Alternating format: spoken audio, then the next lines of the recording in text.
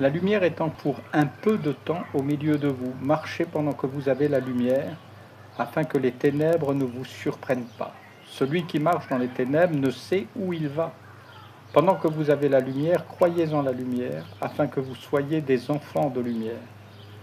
Jésus dit ces choses, puis il s'en alla et se cacha loin d'eux.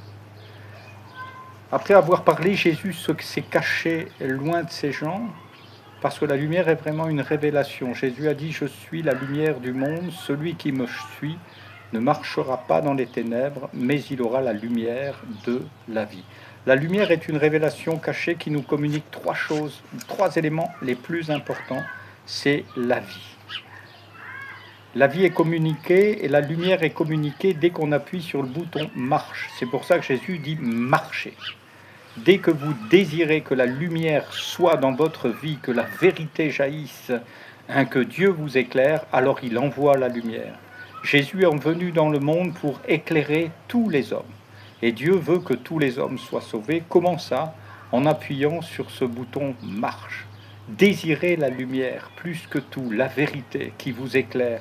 La vérité vous affranchira. Jésus est le chemin, la vérité et la vie. Voilà pourquoi, au moment où on désire avoir la lumière sur nos relations, sur notre vie de couple, sur notre argent, sur l'Église, sur ceux qui nous dirigent, sur l'enseignement qui nous est donné, dès que nous voulons avoir la lumière, exactement comme les Béréens avaient besoin de savoir qu'ils marchaient dans la lumière, alors ils ont vérifié avec les Écritures, qui sont la lumière même. Et ils se sont rendus compte que l'apôtre Paul leur communiquait cette véritable lumière. Bien des chrétiens, bien des églises sont dans l'abus spirituel et ils ont besoin de voir la lumière. Les chrétiens doivent ouvrir leur Bible pour vérifier ce que disent les pasteurs, ce que disent leurs conducteurs, non pas pour les juger, non pas pour les critiquer, mais pour marcher eux-mêmes en direction de la lumière.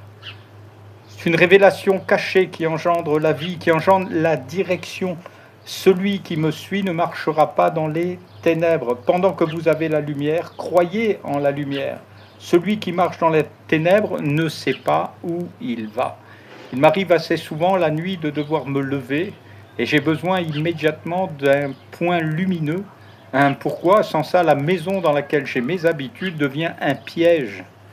Pourtant, c'est une maison dans laquelle je suis habitué, mais quelque chose peut avoir été oublié ou traîné.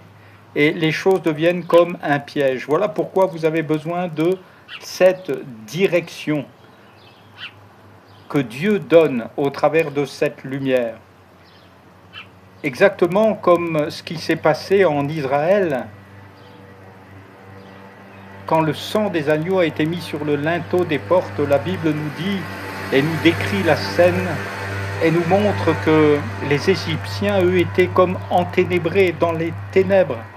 Mais sur les Hébreux, la lumière jaillissait.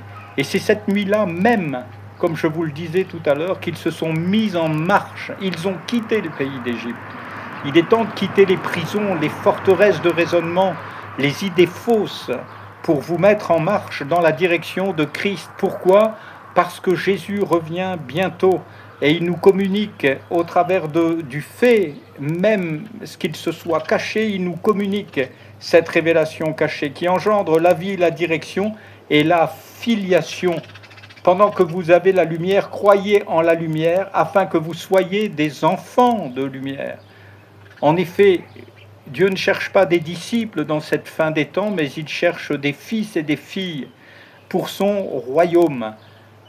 Quand le fils prodigue est rentré à la maison, il a voulu redevenir un simple ouvrier, mais cela n'était simplement pas possible.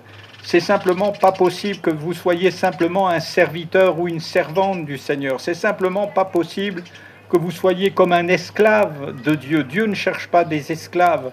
Il est venu pour avoir des enfants. Et il est venu pour que ces enfants jouissent d'une pleine liberté par la foi. Nous sommes devenus enfants de Dieu. Et l'apôtre Pierre dira, et nous le sommes, c'est Jean, qui dira, nous sommes devenus enfants de Dieu. Petits enfants, vous avez vaincu le malin. Il est temps de réaliser que cette lumière est là, elle est comme cachée à nos yeux. Et pourtant, le Christ est ressuscité. Il est mort sur la croix, bien sûr, et il y a eu des ténèbres sur toute la terre.